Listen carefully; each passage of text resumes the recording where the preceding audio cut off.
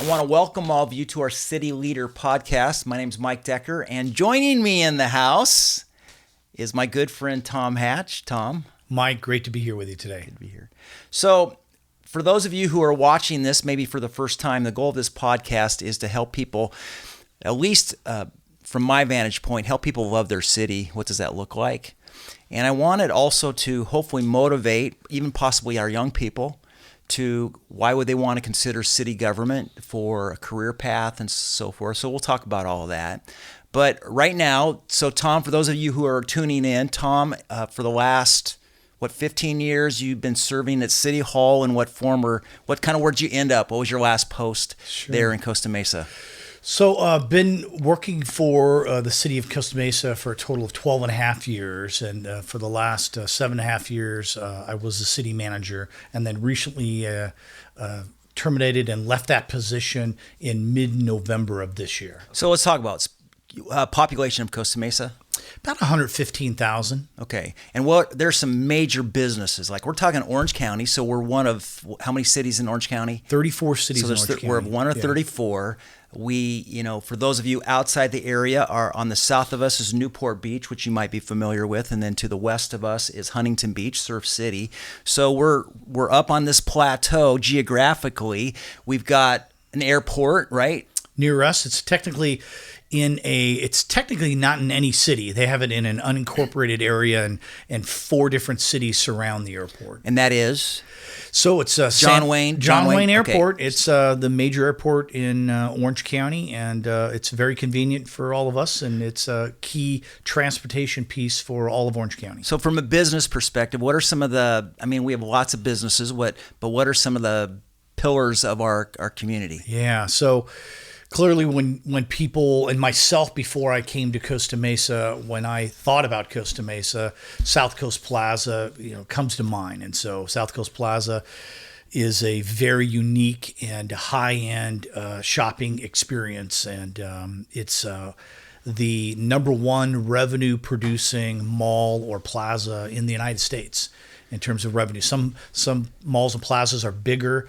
Coast Plaza produces a tremendous amount of sales tax revenue. How much? Well, we get, as a city, about $17 million in annual revenue from the 1 penny of every dollar that is spent.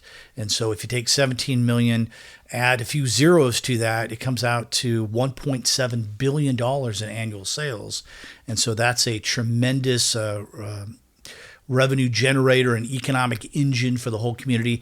And then having something like that in your town, hotels and other businesses naturally want to be near that and a part of it. And so we were very fortunate as a community in Costa Mesa, and been blessed for many years that the Segerstrom family, when they came here and they had the vision that they had to put that down, it's made a huge difference in Costa Mesa. So we have South Coast Plaza, which is the Segerstroms, are the foundational family for that. What are some other kind of recently the Los Angeles Chargers, right? They came to town. I'm a football fan, and I'm not sure how much we're going to get into that, but the Chargers are a unique element of our community. So there's only 32 teams in the league, and so they have to have their home base somewhere, and the Chargers chose Costa Mesa, and they chose it for all the things that we're proud of too. They're excited about our community, and they think it's unique and hip and eclectic and fun and all those things. And so they're a iconic feature of Costa Mesa. We're glad to have them as part of our community. But let me run down a few of the others. Vans Shoes was started in Costa Mesa. Mike's wearing Vans today. I wore Vans from I think I was about 11 when I got my first pair of Vans, or maybe even 10. And Scott and Tom, by the way, I've seen some video of him on the skateboard. So yes, I do. Break it out like once a year. So I used to be once every couple hours when I was a kid, but about once a year I jump on a skateboard and still have some fun with it. But Vans is a unique Southern California shoe brand that really identifies with our culture and style and in Costa Mesa. And they started right around here. They're the Van Dorens went to Estancia High School and locally in the community. They wanted to come back to Costa Mesa. And I guess it's about a year and a half ago now, maybe 2 years, they came back to Costa Mesa and wanted to be here in our community. And then on and on, you could think of Volcom, Hurley, Ruvka, and these kind of surf and skate and action apparel industry Wahoos, leaders, right, on the west side here. And so those kinds of action sports businesses really define Costa Mesa. We have, we're a auto leader, and so Southern California and California in general is a kind of a car buff capital, and it's part of our culture throughout California. And so we have a lot of auto dealers in town and a lot of unique auto repair and customization. And so the auto industry is fairly large in Costa Mesa as well. We have the best restaurants in Orange County and Costa Mesa. I'd say even broader than that. We have some just outstanding restaurants that are continually on the top lists of restaurants throughout Southern California. Currently, the number one restaurant in all of Southern California by the LA Times is in Costa Mesa. And so then many of my favorites aren't even on the list that I see. I feel like how do they miss all those? But we're so fortunate to have all those kind of fun restaurants to go to. It's sort of funny, not funny in a funny way, but it's odd to hear you talk because you sound like our city manager of our city and former city manager and the fairgrounds, right? That's a big fairgrounds enterprise. Is really unique. We are a college town with Vanguard University and Orange Coast College and many other institutions that value higher learning locally, and so we have incredible transportation systems in town. We have the beach very close. We have trails and open space and many golf courses. We're very fortunate and blessed in Costa Mesa. Really, and I guess my encouragement to our listeners is, as you hear Tom talk about Costa Mesa, that your city's no different if you live outside of, maybe you don't live in Costa Mesa, but there's a place for everybody to get engaged, whether it's the parks or the schools, like where we first met, or in various industries. And that's really my hope, is that as you listen to these interviews, that maybe something will stir in your heart to say, hey, well, how can I become more of a shareholder and not just an observer from the sidelines, Correct. No, there's many of those, and I've just a couple more. Okay. Just quickly, the arts component of Costa Mesa is very unique. Our performing arts complexes are, second to maybe LA and San Francisco and all of California, and rival, many throughout the whole nation. And so our art scene is second to none as well for Orange County. We're about to get the Orange County Museum of Art in town, and that's going to be a huge addition to the Segerstrom Center for the Arts. And so we're very fortunate. By the way, I think the thing that I've always respected about you, and I know I've told you this before, is that you genuinely care for people. And my disappointment, and this isn't in you, but my disappointment was that people didn't get a chance to see that heart. Like, you have such a deep heart and passion and compassion for people and the people who serve under your leadership at every level, from the 5th floor down to the ground level. And I always just felt, if people could just see the passion and the compassion inside of it. For whatever reason, does the job itself not allow you to kind of take off the mask? You have to kind of always be guarded, or that I think you are hitting on it. I'm not sure exactly when this developed in me, but I care deeply about the community. I am a professional. I'm hired to be a professional, to run the organization as a professional. And so when I think about that in my career and what local government professionals learn throughout their career through professional organizations and through training and education, is that that approach to professionalism is requires that you operate in the sense that you're a humble person that is responsible for providing leadership, but it isn't about me. It's never been about me throughout my career. It's never been about me as the city manager. It was the broader community, the council, the staff organization, the all members of the community, the faith-based community, all working together to move forward. And so in some way, that I'm actually proud to hear you say that, because I never wanted it to be about, that's Tom Hatch. And some people, don't know my name. And, I joke about my wife and how involved she was at Costa Mesa High School over the years.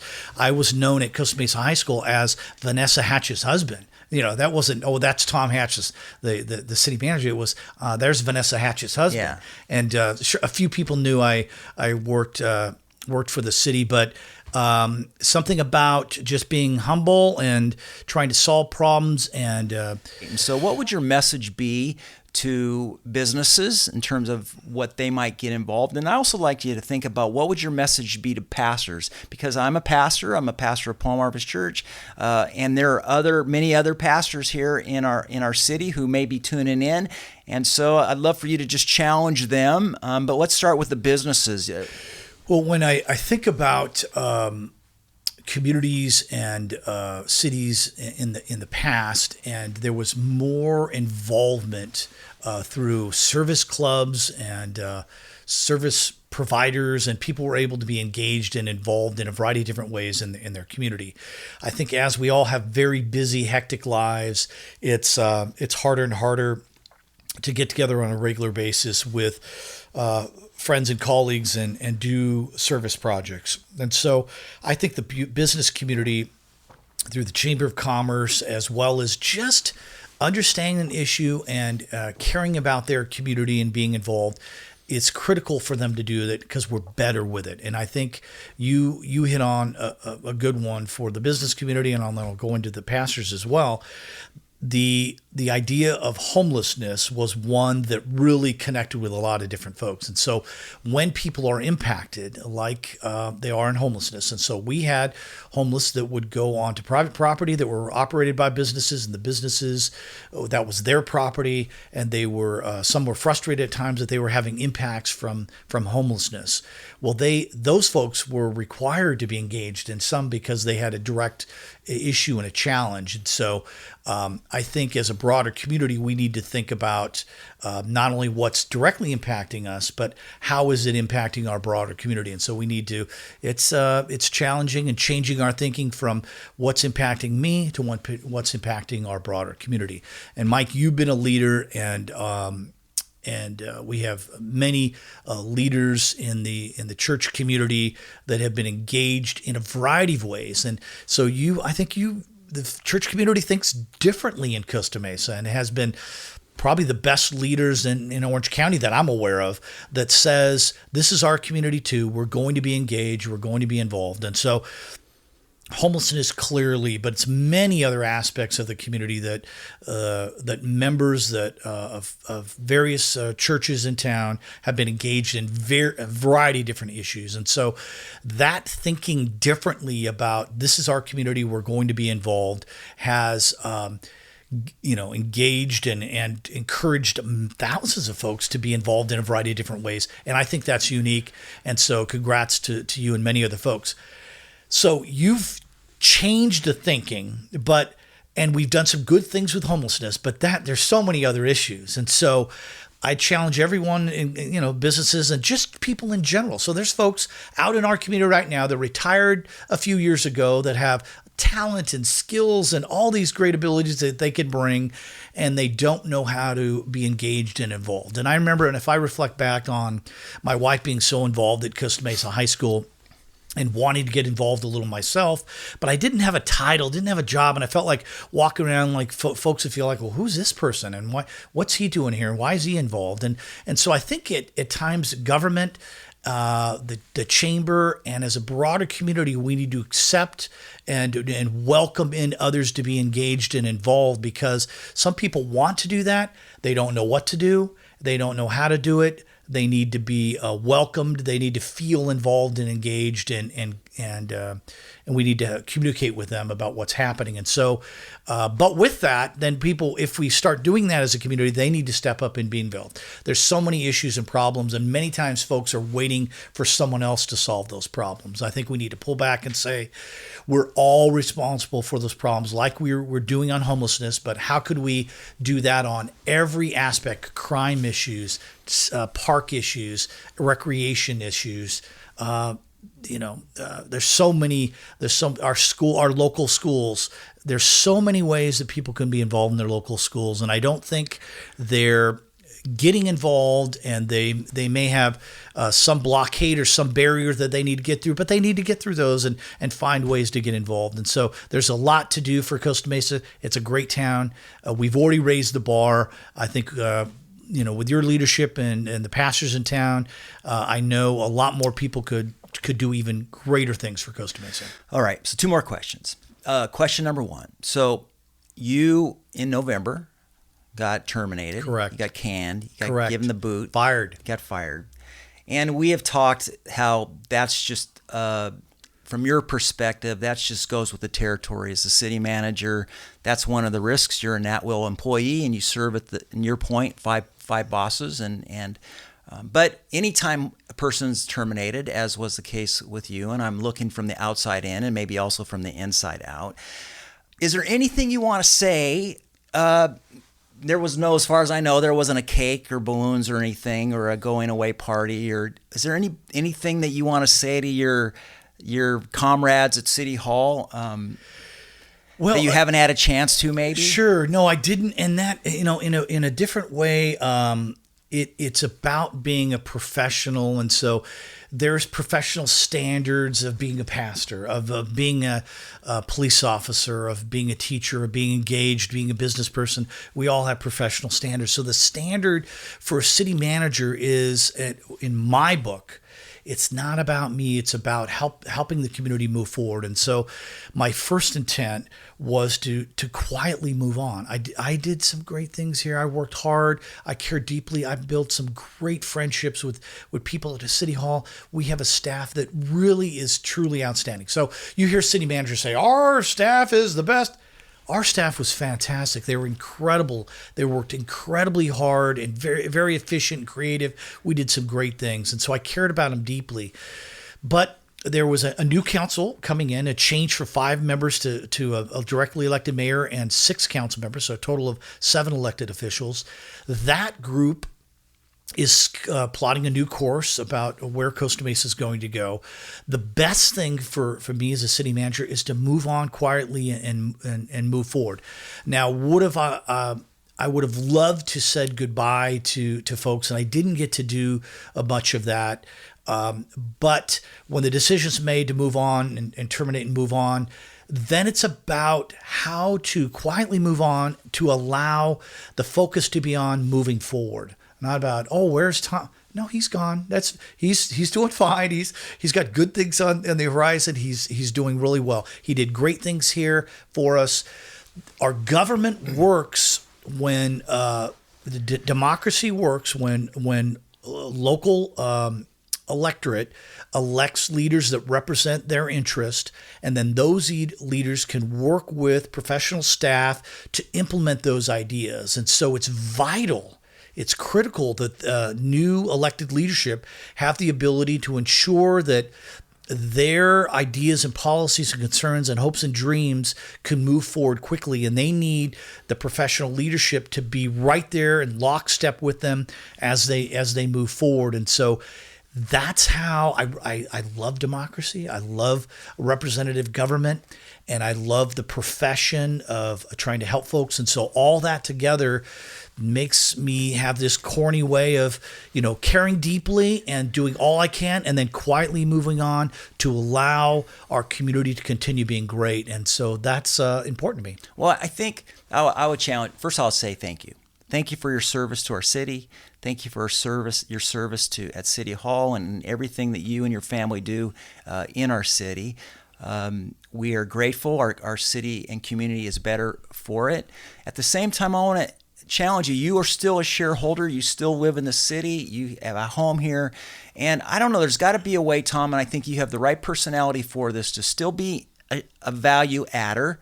I mean, what you're saying is, as a professional, I have a duty to take the high road. As a professional, I have the duty to encourage and promote. But I don't think necessarily you have a duty to just leave and take your ball with you. I want to encourage you, and if anything, the two of us, we will continue to side by side, arm in arm, to add value where we see value is needed. Because really, that's the challenge that you're given to us as pastors, as business leaders, as homeowners, to say add value. And so don't just go home and don't just slink away and go on your next journey, which you have one for, I know, but there's a tension, right? Yeah, and yeah. I hope your face will still be shown from time to time. It will. This is my community. I love Costa Mesa.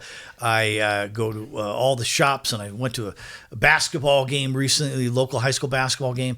This is my community. I care deeply about it. There's going to be a professional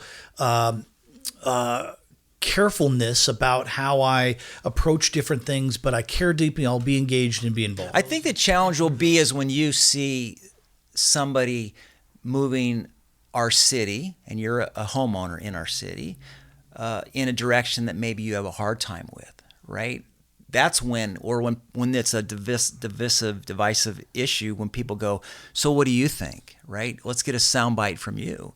And that's when you want to take the high road. That's when you say, listen, that person's a city manager. However, you still have a voice, and you still have a responsibility maybe to provide your perspective. It's just, how do you go about doing it? I don't think there's anything that prohibits you from calling somebody up and saying, hey, can we have coffee? Yeah. Because you have all this experience, you just put it in another arena, or do you share it with somebody? Yeah. No, that's, I don't have an answer today. I don't know how that's going to unfold. I value your input and advice always, and so I need to unpack that, like you say, and analyze that and think about that. It will be interesting, though, to see how long it takes you before you stop looking up at City Hall, or you stop. I mean, right now it's maybe a little raw still, the transition. It's not, though. So it because of what I just described to you throughout my whole career. So I've changed jobs. I've worked for 6 different cities. Every time I changed jobs, focus was on the new organization and moving forward.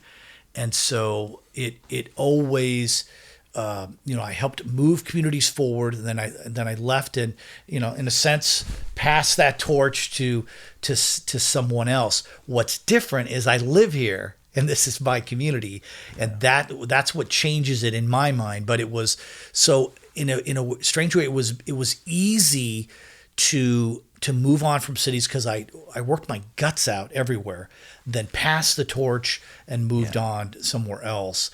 It's different that I live here, and so I need to think about that. It's weird. You go to a basketball game, a local high school game, and you see our police officers, our school resource officers here, right?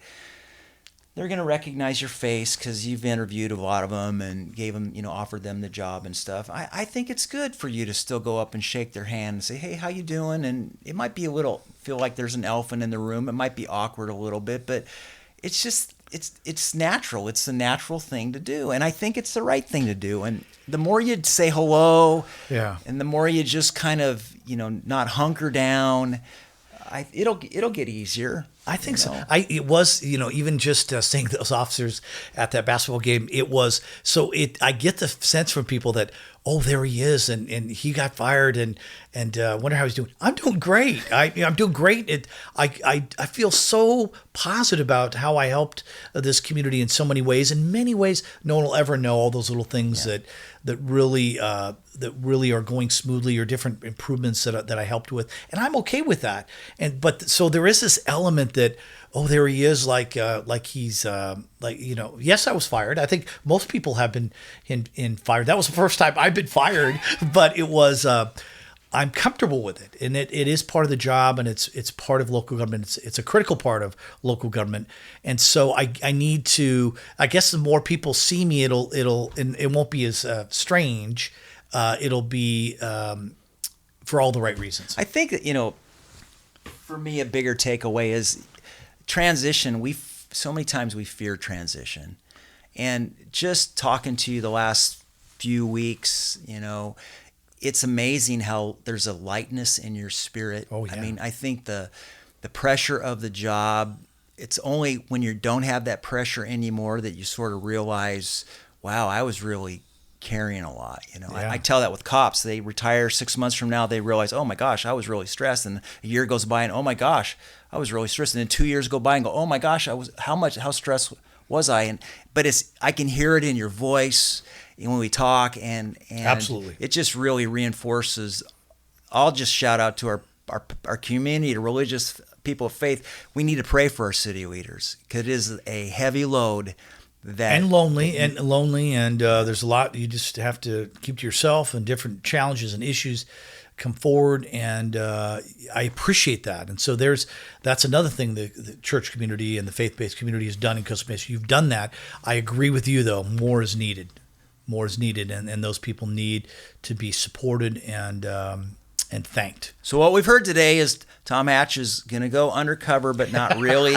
He's still going to go out and he'll say hello. Yeah. Don't be afraid to say hello. Not at all. Give him some love. We all need love. Absolutely. So you want to talk about your transition at all? Sure. I just recently accepted a new position, and that position I'm very excited about. By the time this comes out, I should have started that position, and so I'll be working with the County of Orange, and so it's still a municipal organization. It's a county organization, but they still call it municipal or local government. And the county's a gigantic operation, 18,000 employees. I'll be the chief human resources officer, and that person is really functioning as kind of an assistant to the CEO, but also responsible, or like a director of a human resources department, as we're kind of those general things we're all aware of recruitment, retention of talented employees, helping with training of talented employees, helping the board of supervisors and the CEO of the county negotiate with employee organizations and unions, and just looking to hire outstanding people to continue to provide great service to the broader residents of Orange County. There's 3.2 million people that live in Orange County, and that organization is critical to providing services, broad services to the Orange County. You were talking about the airport. That's operated by the county. There's county parks. There's county healthcare services, a broad variety of services that are provided. There's the sheriff's department, probation departments, and all kinds of other services. The manual must be about. It's a big operation, and so I'm excited. I'm going to have about 160 full-time folks in my department. I'm excited about getting to know them, helping them be great professionals to support the county organization, to help employees achieve their hopes and dreams, and helping the organization be efficient and effective for the broader citizens of Orange County. So last question. These last words are yours. Why would a young person, want to consider city government for a career? Sure, it's a great career. There are you have the ability as an individual to directly affect lives. And so when I was throughout my career, I used that word power earlier, and I wanted increasing power, not for the weird ability to control and different things, to affect change and help provide quality service and build credibility in local government. And so when someone is working in a local government environment and they hear of a concern or an issue or problem out there, you could make something happen. And so if a individual in the community comes forward to a council meeting and has a concern, that concern is shared. And if it makes sense and it's a good idea, council members expect that staff will work on those things and try to make change. And so you could get a problem, work on a problem, and solve a problem. Not all problems, but certainly you could make a difference and improve the quality of life in communities. And so that is unique. So you're solving your problem. You're helping to solve problems, but you're helping to solve problems that really impact lives of communities, and that people see those impacts as they move forward. I'm proud of the thousands of little problems that we solved and bigger problems that we solved, and that quietly has made this community better and better and better. And so if people want to impact their communities, they could really do that. Right on.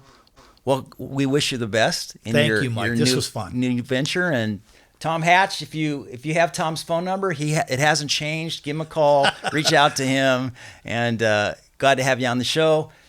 Signing off from our City Leaders podcast, I'm Mike Decker with my friend Tom Hatch. Thank you.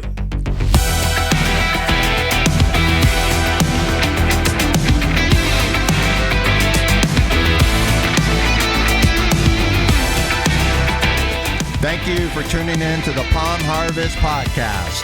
Make sure you check us out at palmharvest.com.